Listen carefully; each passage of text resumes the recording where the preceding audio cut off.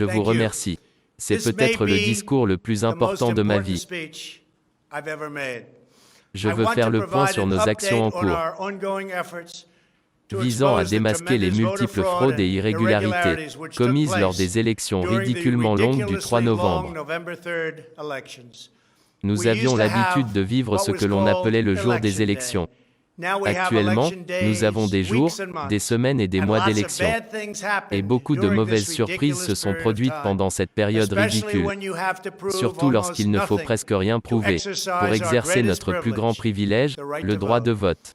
En tant que président, je n'ai pas de plus grand devoir que de défendre les lois et la Constitution des États-Unis. C'est pourquoi je suis déterminé à protéger notre système électoral, qui est maintenant en proie à des attaques et des opérations à caractère coordonné.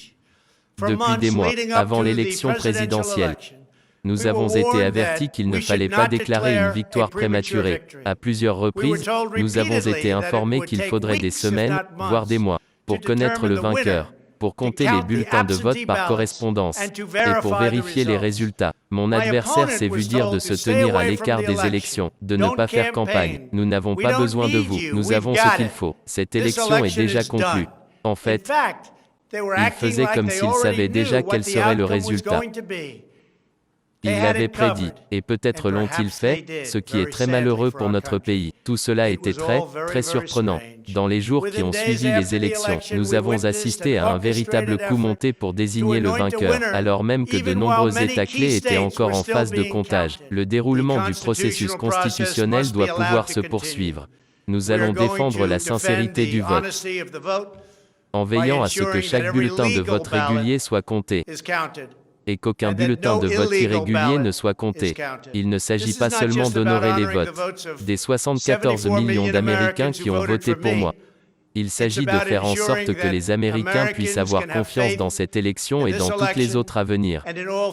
Aujourd'hui, je vais vous décrire minutieusement une série d'irrégularités, d'abus et de fraudes scandaleux qui ont été découverts au cours des dernières semaines. Mais avant d'exposer une petite partie des preuves que nous avons découvertes, et nous disposons de tant de preuves, je voudrais vous expliquer le système de vote par correspondance corrompu, que les démocrates ont systématiquement mis en place, permettant de modifier le vote, en particulier dans les États clés qu'ils devaient gagner. Ils ne savaient tout simplement pas que cela allait être si difficile, parce que nous étions en tête dans chaque État clé, avec une avance bien plus importante qu'ils ne l'avaient jamais imaginé. On sait depuis longtemps que la machine politique démocrate se livre à des fraudes électorales de Détroit à Philadelphie, à Milwaukee, à Atlanta et dans bien d'autres États. Mais cette année, la situation a changé avec l'implacable volonté du Parti démocrate d'imprimer et d'envoyer par la poste des dizaines de millions de bulletins de vote à des destinataires inconnus, sans pratiquement aucune précaution. Cela a permis à la fraude et aux abus de se produire à une échelle jamais vue auparavant. Sous prétexte de la pandémie, les politiciens et les juges démocrates ont radicalement changé les procédures de vote. Tout juste quelques mois, et dans certains cas, quelques semaines avant l'élection du 3 novembre. Très exceptionnellement, les corps législatifs ont dû intervenir et, constitutionnellement, ils ont dû intervenir. Cela arrive très rarement. Vous constaterez au fil de nos procès que ce qui s'est passé est constitutionnellement absolument incorrect, et ce, même du point de vue juridique. De nombreux États, tels que le Nevada et la Californie, ont envoyé des millions de bulletins de vote nominatifs à chaque personne inscrite sur leurs listes électorales, indépendamment du fait que ces personnes aient demandé des bulletins ou non. Qu'elles soient mortes ou vivantes, elles ont toutes reçu des bulletins. D'autres États, comme le Minnesota, le Michigan et le Wisconsin, ont instauré le vote par correspondance universelle, en cours d'année électorale, en envoyant des formulaires de demande de vote par correspondance à tous les électeurs inscrits sur toutes les listes. Aucun contrôle de leur identité n'a été effectué en amont. Cette expansion colossale du vote par correspondance a ouvert les portes à une fraude massive. Il est bien connu que les listes électorales sont encombrées de personnes qui n'ont légalement pas le droit de vote, y compris celles qui sont décédées, qui ont quitté leur État, et même les étrangers résidant dans notre pays. En outre, les dossiers sont truffés d'erreurs, de mauvaises adresses, de doublons et de bien d'autres problèmes. Ces problèmes ne sont pas discutés. Ils n'ont jamais été discutés. Des dizaines de comtés dans les principaux États clés ont plus d'électeurs inscrits sur les listes électorales que de citoyens en âge de voter, dont 67 comtés du Michigan. Tout cela est une preuve. Dans le Wisconsin, le comité électoral de l'État n'a pas pu confirmer la résidence de plus de 100 000 personnes, mais a refusé à plusieurs reprises de retirer ces noms de ces listes électorales avant l'élection. Ils ont un objectif que personne ne connaissait. Mais moi, je savais pourquoi. Ce sont des électeurs illégaux. C'est une parodie de croire qu'en l'an 2020, nous n'avons aucun moyen de vérifier l'éligibilité de ceux qui ont voté aux élections, surtout lorsqu'il s'agit d'une élection si importante telle que celle-ci, ou de savoir qui sont ces électeurs, s'ils vivent dans l'État, ou s'ils sont eux-mêmes citoyens américains. Nous n'en avons aucune idée. Nous avons dans tous les États clés des irrégularités majeures, ou une fraude pure et simple. Elles sont bien plus importantes en nombre ou en vote que le fait de devoir invalider les résultats d'un État. En d'autres termes, dans le Wisconsin, par exemple, où nous étions très en avance le soir des élections, ils nous ont finalement fait perdre miraculeusement 20 000 voix. Je peux vous dire clairement qu'au Wisconsin, nous étions largement en tête. Et qu'à 3h42 du matin, il y a eu un déversement massif de votes, majoritairement pour Biden, presque tous pour Biden. Aujourd'hui encore, tout le monde essaie de comprendre d'où cela vient-il, mais je suis devenu le meneur avec beaucoup de voix, puis le perdant petit à petit, et c'est ici que cela se passe. C'est à 3h42 du matin, c'est le Wisconsin. Une chose terrible, terrible, terrible. Mais nous aurons beaucoup plus que les 20 000 voix nécessaires pour faire basculer l'État. Si nous avons raison au sujet de la fraude, Joe Biden ne pourra pas être président. Il s'agit de centaines de milliers de voix. Nous parlons de chiffres que personne n'a jamais vus auparavant.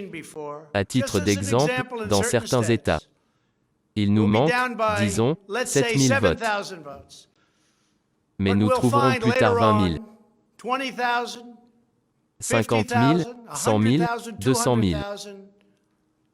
Irrégularités ou votes frauduleux. Et cela inclut les votes qui ont été validés, alors qu'ils n'étaient pas contrôlés par les observateurs républicains, parce que les observateurs étaient bloqués à l'extérieur du bâtiment, ou encore les citoyens qui sont venus voter en toute confiance le 3 novembre, qui étaient tous excités par ce scrutin. Ils étaient heureux. Ils étaient fiers d'être citoyens des États-Unis d'Amérique. Ils se sont levés et ont dit « J'aimerais voter ». On leur a dit qu'ils ne pouvaient pas voter. « Je suis désolé », leur a-t-on dit. « Je suis désolé, vous avez déjà voté par correspondance. Félicitations. Nous avons reçu votre bulletin de vote, vous ne pouvez donc plus voter. » Ils ne savaient pas quoi faire. Ils n'avaient personne à qui se plaindre. La plupart sont partis, en disant « C'est étrange ». Mais beaucoup de gens se sont plaints et se sont plaints avec véhémence.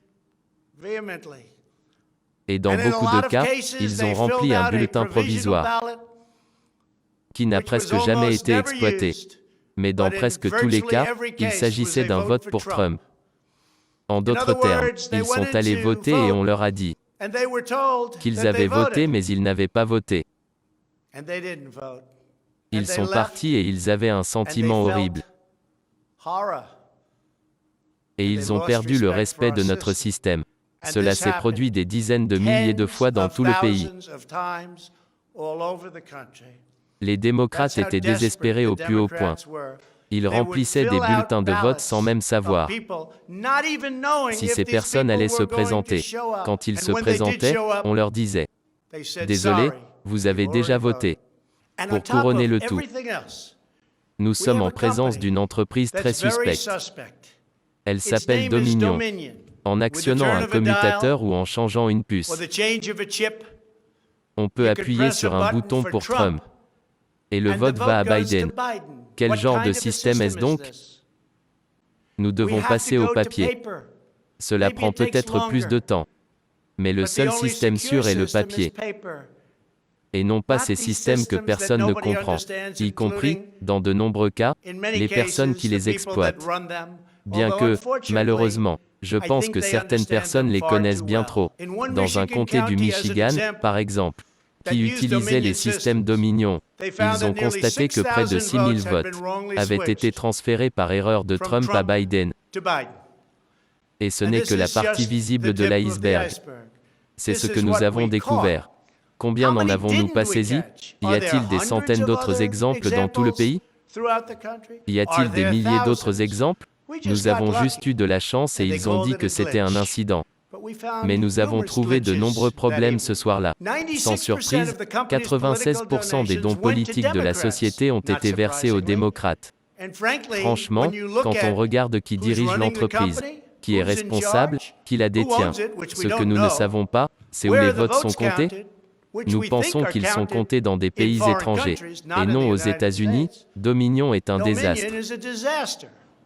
Les autorités électorales du Texas ont empêché à plusieurs reprises le déploiement des systèmes Dominion, en raison de préoccupations concernant les vulnérabilités en matière de sécurité, et le risque d'erreur et de fraude pure et simple.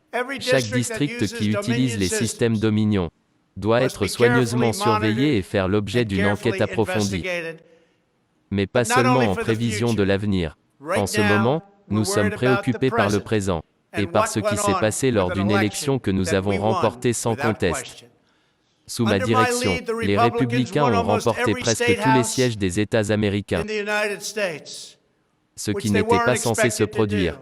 Nous sommes passés à 16 sièges à la Chambre.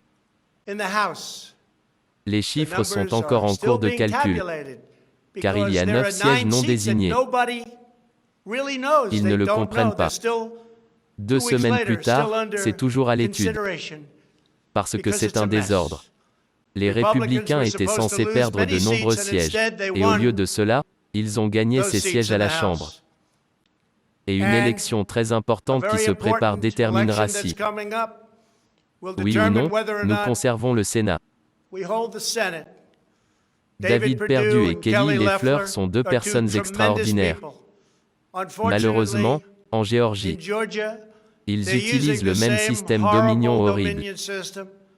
Et il est déjà connu que, pensez-y, des centaines de milliers de bulletins de vote par correspondance ont été sollicités. Vérifiez qui demande ces bulletins. La différence, c'est qu'il s'agit d'un seul État, et nous aurons les yeux dessus, comme si personne n'avait jamais rien regardé avant, parce que nous devons gagner ces 2 sièges au Sénat. L'énorme succès que nous avons eu à la Chambre des représentants, et l'énorme succès que nous avons eu jusqu'à présent au Sénat, est un succès inattendu dans tout le pays, et ici même à Washington. Il est statistiquement impossible que la personne, moi, qui a mené la campagne ait perdu. Les plus grands enquêteurs, les vrais enquêteurs, pas ceux qui nous ont fait perdre 17 points dans le Wisconsin lorsque nous avons effectivement gagné, ou ceux qui nous ont fait perdre 4 ou 5 points en Floride, et nous avons gagné de nombreux points, ou nous ont même prédit des pertes au Texas. Et nous avons gagné de beaucoup, pas ces enquêteurs, mais les vrais enquêteurs.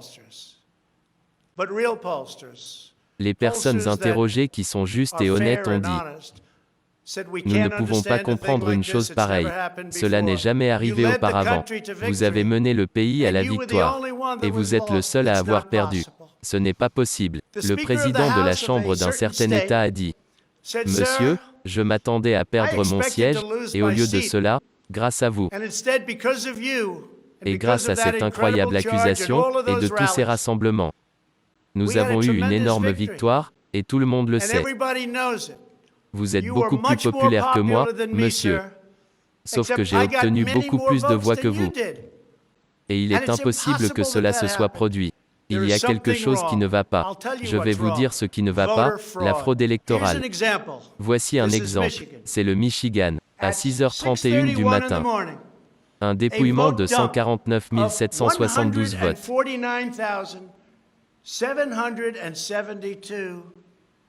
Est arrivé de façon inattendue. On a gagné de façon importante. Ce lot a été reçu avec horreur.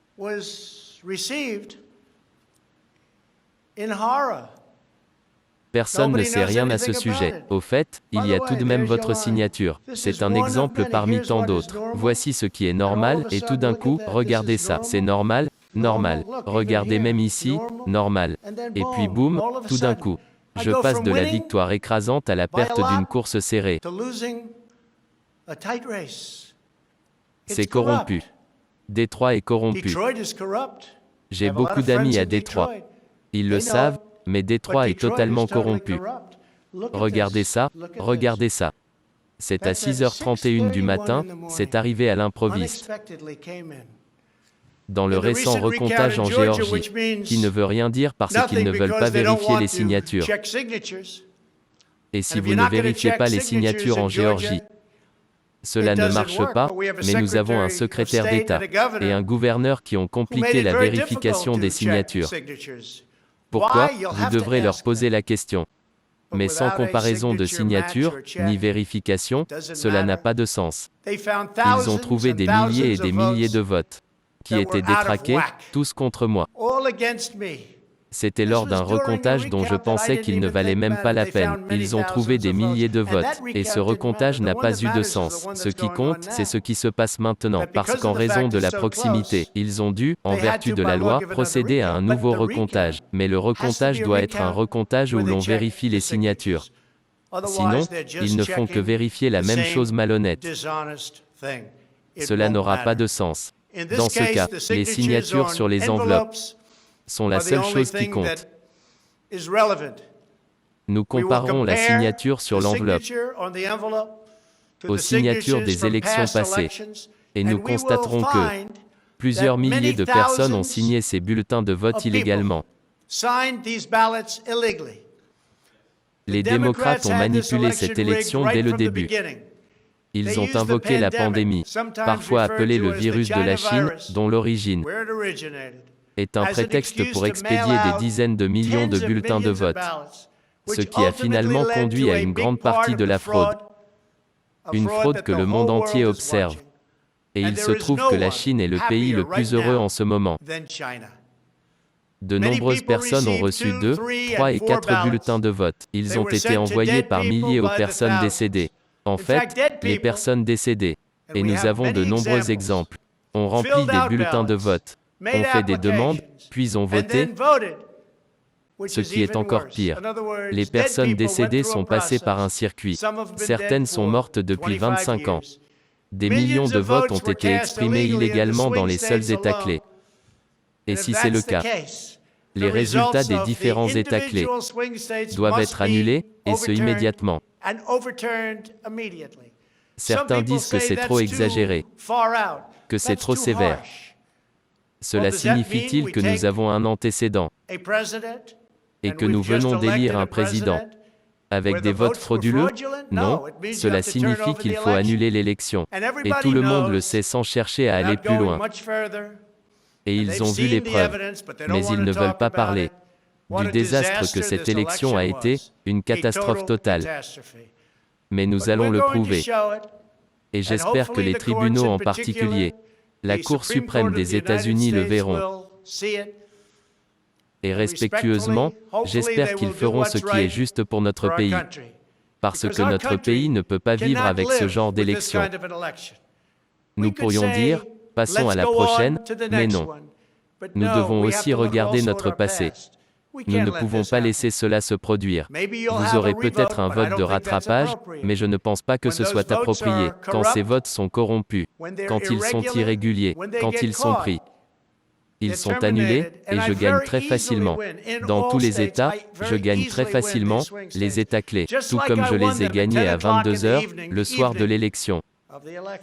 Nous ne cherchons pas à vous montrer les 25 votes erronés ou frauduleux, qui ne veulent rien dire, parce que cela ne renverse pas l'État. Ou une cinquantaine, ou une centaine de votes.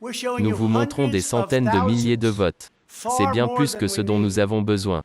Bien plus que la marge, bien plus que ce que la loi exige. Nous pouvons vous montrer plusieurs fois ce qui est nécessaire pour remporter l'État.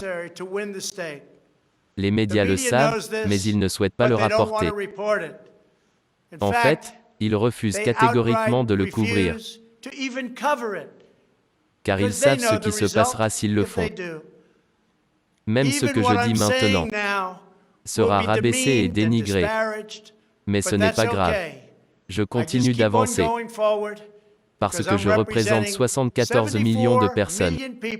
Et en fait, je représente aussi toutes les personnes qui n'ont pas voté pour moi.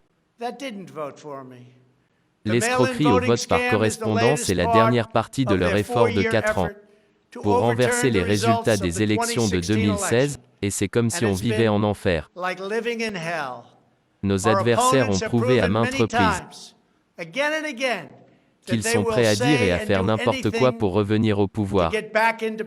Les forces corrompues qui enregistrent les électeurs morts et remplissent les urnes sont les mêmes personnes qui ont perpétré un canular faux et frauduleux à répétition.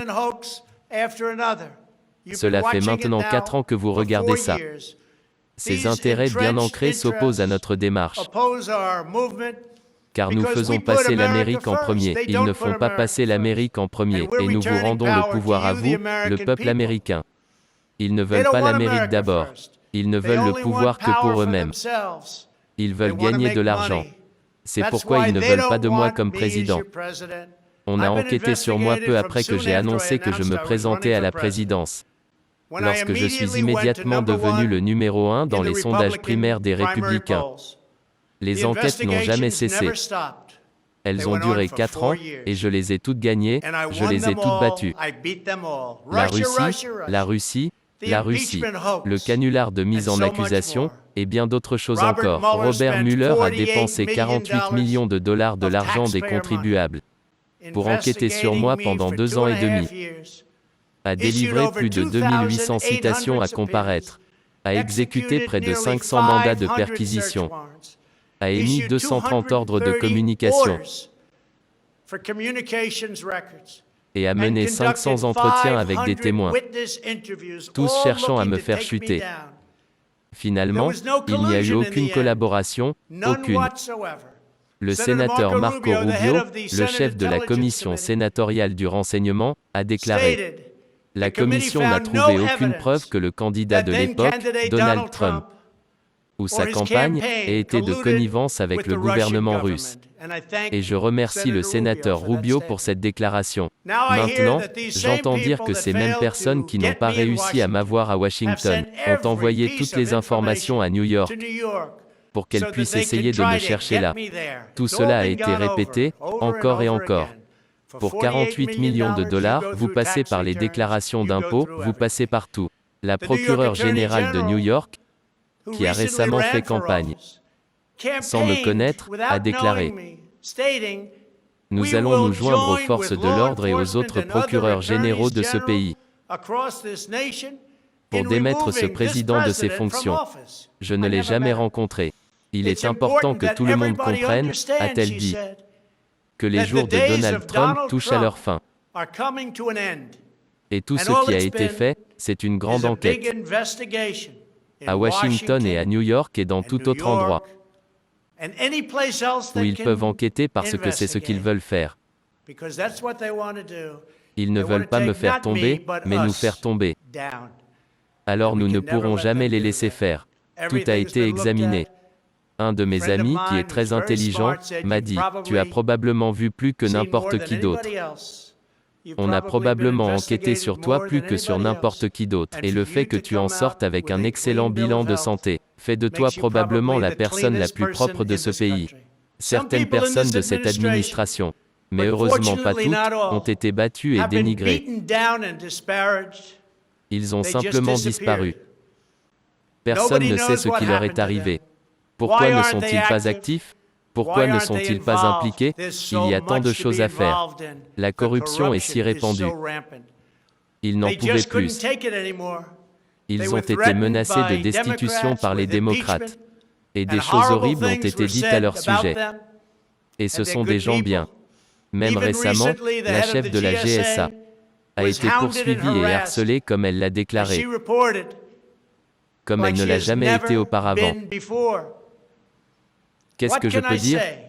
Nous avons pris Comey par surprise. Nous avons pris McCabe par surprise. Nous les avons tous attrapés. Nous attendons toujours le rapport d'un homme nommé Durham, à qui je n'ai jamais parlé et que je n'ai jamais rencontré.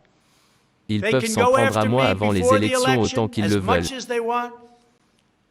Mais malheureusement, M. Durham ne voulait pas s'en prendre à ces personnes, ou avoir quoi que ce soit à voir avec le fait de s'en prendre à elles avant les élections.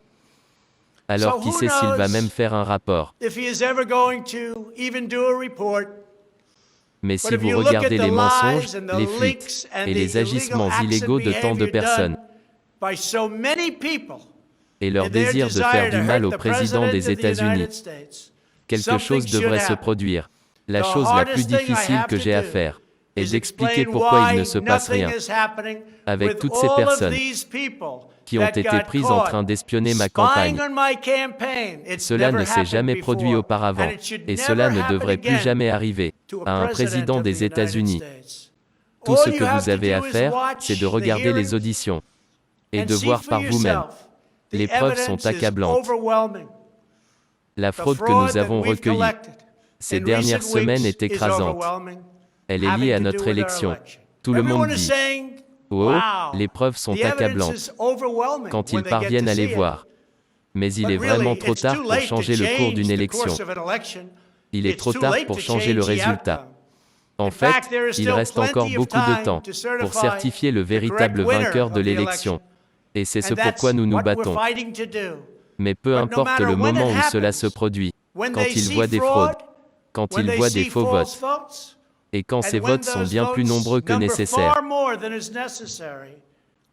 vous ne pouvez pas laisser quelqu'un d'autre vous voler cette élection. Partout dans le pays, les gens s'unissent pour brandir des pancartes « Arrêtez le vol ». Pour comprendre comment nous allons lutter contre cette fraude, il est important de connaître les problèmes liés au vote par correspondance. La Pennsylvanie, le Michigan, le Nevada, la Géorgie, l'Arizona et la plupart des autres États ont permis à n'importe qui d'obtenir un bulletin de vote par correspondance et de voter sans présenter de pièce d'identité. Le vote s'est déroulé entièrement selon le système du vote sur l'honneur. Aucune pièce d'identité n'était requise. La plupart des Américains seraient également choqués de savoir qu'aucun État du pays ne vérifie la citoyenneté américaine comme condition pour voter aux élections fédérales. C'est une honte nationale. Aucun autre pays développé ne mène des élections de cette manière. De nombreux pays européens ont instauré des restrictions importantes sur le vote par correspondance, notamment parce qu'ils reconnaissent le risque de fraude presque illimité. Sur 42 pays européens, tous sauf 2 interdisent entièrement le vote par correspondance pour les personnes qui résident à l'intérieur du pays, ou bien ils exigent que les personnes qui ont besoin d'un bulletin de vote par correspondance présentent une pièce d'identité très solide. Tout au long de l'effort des démocrates pour étendre considérablement le vote par correspondance, les dirigeants du Parti démocrate ont également travaillé fébrilement pour bloquer les mesures destinées à protéger contre la fraude, comme la vérification de la signature, de la résidence ou de l'identité de l'électeur. Et la confirmation de la citoyenneté était presque impensable à demander. Pouvez-vous le croire ?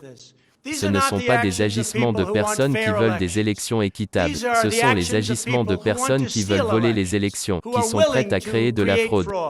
La seule raison concevable pour laquelle vous bloqueriez les mesures de bon sens visant à vérifier l'éligibilité au droit de vote, c'est que vous essayez d'encourager, de permettre, de solliciter ou de commettre des fraudes.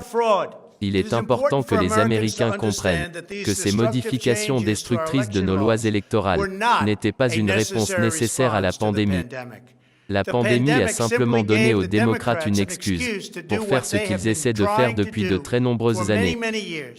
Le tout premier projet de loi que les démocrates de la Chambre ont présenté lorsque Nancy Pelosi est devenue présidente était une tentative de rendre obligatoire le vote par correspondance universelle et d'éliminer des mesures telles que l'identification des électeurs qui est si nécessaire. L'érosion dramatique de l'intégrité de nos élections était la priorité numéro 1 des démocrates pour une raison simple. Ils voulaient voler l'élection présidentielle de 2020. Tous les efforts des démocrates pour étendre le vote par correspondance ont jeté les bases de la fraude systématique et généralisée qui s'est produite lors de cette élection. En Pennsylvanie, un grand nombre de bulletins de vote par correspondance sollicités et de bulletins de vote automatiques ont été traités illégalement, et en secret, à Philadelphie, dans les comtés d'Allegheny, sans la présence de nos observateurs.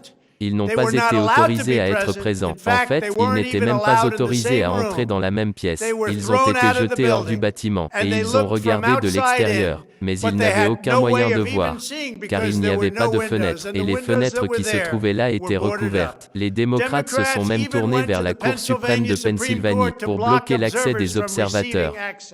Il n'y a qu'une seule raison possible pour laquelle la machine politique démocrate corrompue s'opposerait à la transparence lors du décompte des votes. C'est parce qu'ils savent qu'ils cachent des activités illégales. C'est très simple. C'est un fait scandaleux et inexcusable, et un dommage irréversible qui entache toute l'élection. Pourtant, cette pratique sans précédent d'exclusion de nos scrutateurs, de nos observateurs de vote, comme certains les appellent, s'est produite dans des villes et des États clés dirigés par les démocrates dans tout le pays. Voici quelques-uns des autres faits que nous avons découverts. De nombreux électeurs de toute la Pennsylvanie ont reçu 2 bulletins de vote par la poste, et de nombreux autres ont reçu des bulletins de vote par la poste pour lesquels ils n'ont jamais fait de demande. Un si grand nombre d'entre eux ont reçu des bulletins de vote, sans savoir à quoi ils étaient destinés. Et encore, beaucoup ont reçu plus d'un bulletin de vote. Dans certains cas, plus de 2 bulletins. Et il se trouve qu'ils étaient, pour la plupart, des démocrates. Dans le comté de Fayette, en Pennsylvanie, de nombreux électeurs ont reçu des bulletins de vote déjà remplis. Ils ne savaient pas ce qui s'était passé. Dans le comté de Montgomery, en Pennsylvanie, un observateur du scrutin a entendu des électeurs non inscrits se faire dire de revenir plus tard pour essayer de voter sous un autre nom. Des dizaines de milliers d'électeurs de toute la Pennsylvanie ont été traités différemment selon qu'ils étaient républicains ou démocrates. Les électeurs qui ont déposé des bulletins illisibles dans certaines circonscriptions démocrates ont été avertis et invités à corriger leurs bulletins, tandis que les circonscriptions républicaines, et en particulier les électeurs républicains, n'ont pas été avertis, ce qui constitue une violation flagrante de la clause de protection égale de la Constitution des États-Unis. Si vous êtes démocrate, nous allons arranger votre bulletin de vote pour qu'il soit parfait. Si vous êtes républicain, n'en parlez même pas. Dans le Michigan, une fonctionnaire de la ville de Détroit, avec les employés de la ville, guide les électeurs pour qu'ils votent démocrate, tout en les accompagnant pour regarder pour qui ils votent, violant ainsi la loi et le caractère sacré du vote secret. Vous ne pouvez pas faire cela. Les mêmes employés disent qu'elle a reçu pour instruction de ne pas demander de pièces d'identité et de ne pas tenter de valider les signatures. On lui a également dit d'antidater illégalement les bulletins de vote. Beaucoup de bulletins reçus après la date limite. C'est tellement inconstitutionnel. Et elle estime que des milliers et des milliers de bulletins de vote ont été antidatés de manière incorrecte par elle et par beaucoup d'autres. D'autres témoins à Détroit ont également vu nos agents électoraux compter plusieurs fois des lots avec les mêmes bulletins, ainsi que dupliquer illégalement des bulletins. Un observateur a témoigné avoir vu des boîtes et des boîtes de bulletins de vote, tous portant la même signature.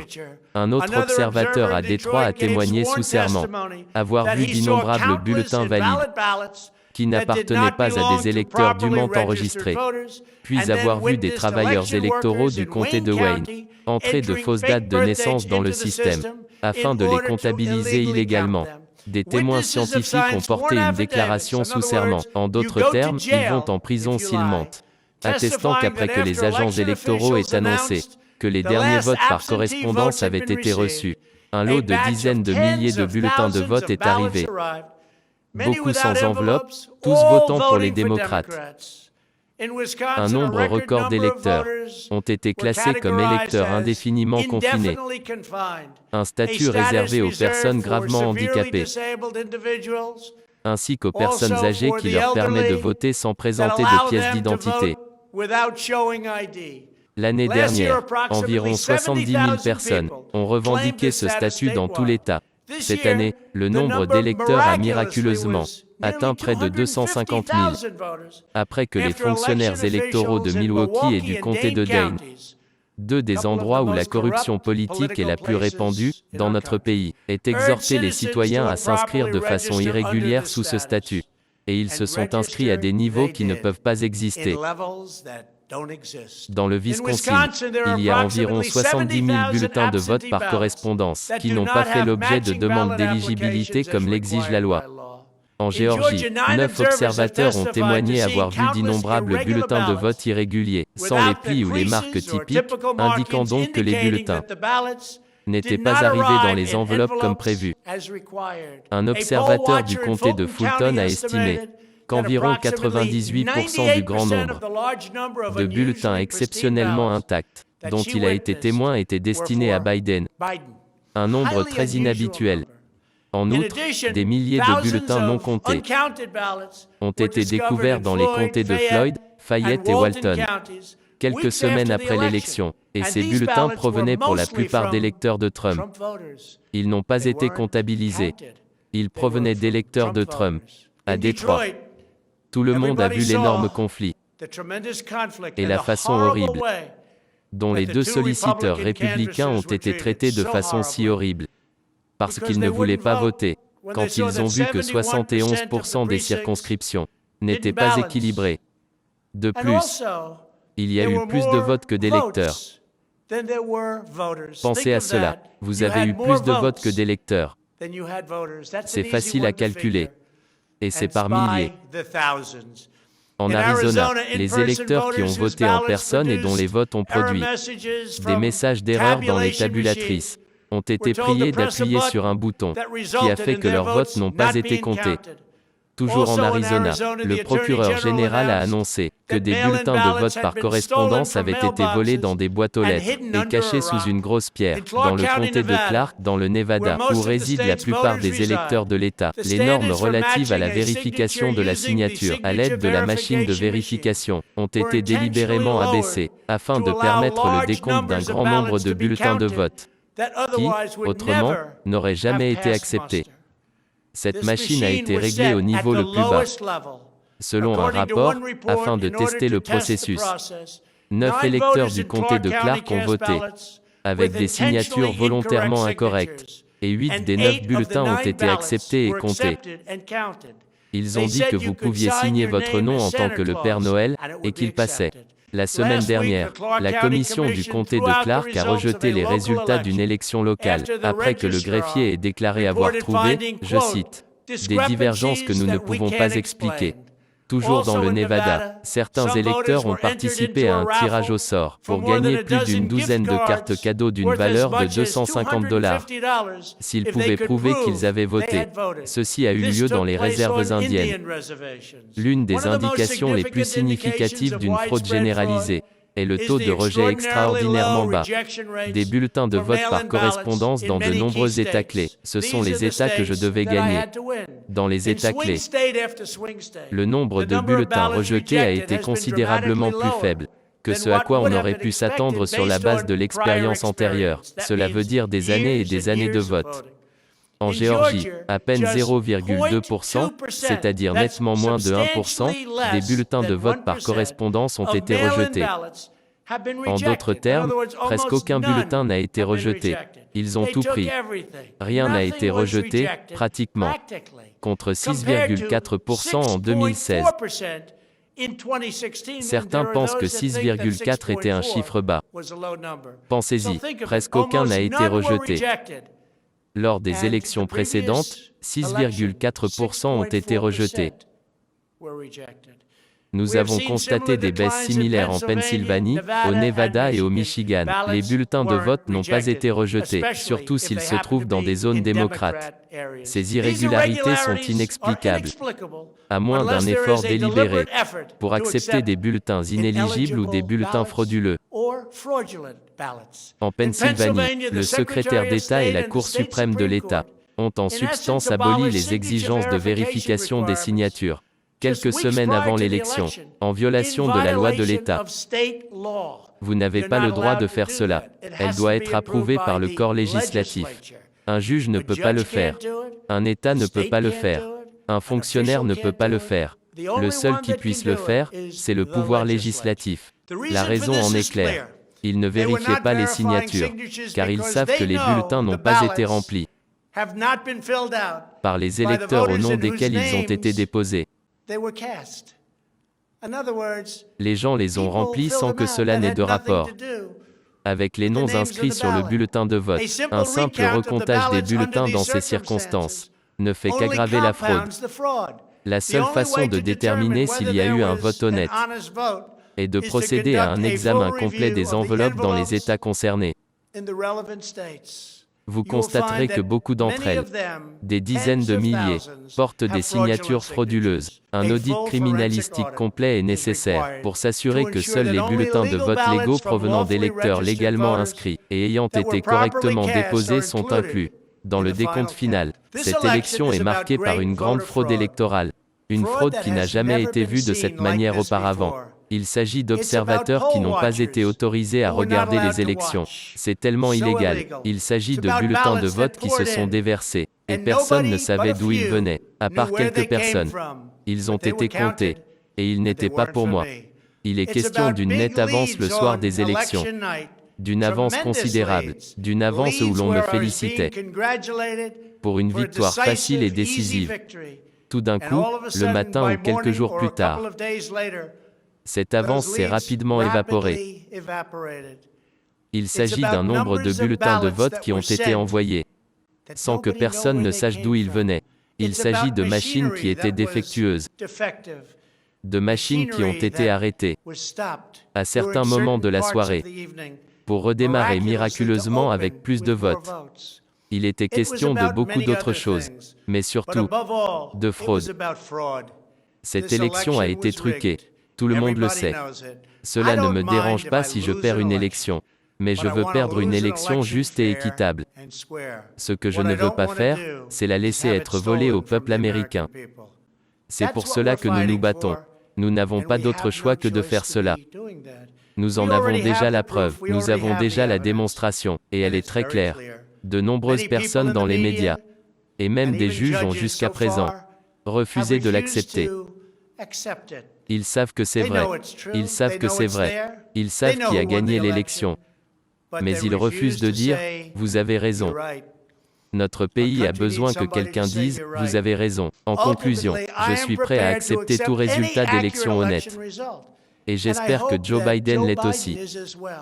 Nous en avons déjà la preuve. Nous avons déjà des dizaines de milliers de bulletins de vote qui dépassent le nombre nécessaire pour faire basculer tous ces États dont nous parlons. Il s'agit d'une élection pour la plus haute fonction, dans le plus grand pays de l'histoire du monde. Tout Américain raisonnable devrait être en mesure de reconnaître, sur la base de ce que nous avons déjà recueilli, que nous avons besoin d'une analyse systématique des bulletins de vote par correspondance pour examiner les enveloppes. Il en va des signatures. Si elles sont sur les enveloppes, nous ne pourrons que les examiner, et cela nous révélera tout. C'est le minimum que nous puissions exiger. Il ne s'agit pas seulement de ma campagne, bien que cela ait beaucoup à voir avec la personne qui sera votre prochain président. Il s'agit de restaurer la confiance dans les élections américaines. Il s'agit de notre démocratie. et des droits sacrés, pour lesquels des générations d'Américains se sont battus, ont versé leur sang et sont morts. Rien n'est plus urgent ni plus important. Les seuls bulletins de vote qui devraient compter dans cette élection sont ceux déposés par les électeurs qui sont citoyens de notre pays, résidents des États dans lesquels ils ont voté, et qui ont déposé leur bulletin de vote, de manière légale, avant la date limite légale. En outre, nous ne devons plus jamais avoir d'élections dans lesquelles il n'existe pas de système fiable et transparent pour vérifier l'éligibilité, l'identité et la résidence de chaque personne qui dépose un bulletin de vote. Un bulletin très précieux. De nombreuses personnes très intelligentes m'ont félicité pour tout ce que nous avons fait. Les plus grandes réductions d'impôts de l'histoire, les plus grandes coupes dans la régulation, les plus grandes de notre histoire. Nous avons reconstruit notre armée. Nous avons pris soin de nos vétérans comme jamais auparavant, de la force spatiale, et de bien d'autres choses encore. Puis ils ont poursuivi en disant que, aussi grand et important que ces événements aient été, la plus grande réalisation de votre présidence sera exactement ce que vous faites en ce moment. Défendre l'intégrité des élections pour notre nation. C'est plus important que toutes les choses dont nous avons discuté. Si nous n'éliminons pas la fraude massive et horrible, qui a eu lieu lors de nos élections de 2020, nous n'aurons plus de pays. Avec la détermination et le soutien du peuple américain, nous allons restaurer l'honnêteté et l'intégrité de nos élections. Nous restaurerons la confiance dans notre système de gouvernement. Que Dieu vous bénisse. Que Dieu bénisse l'Amérique.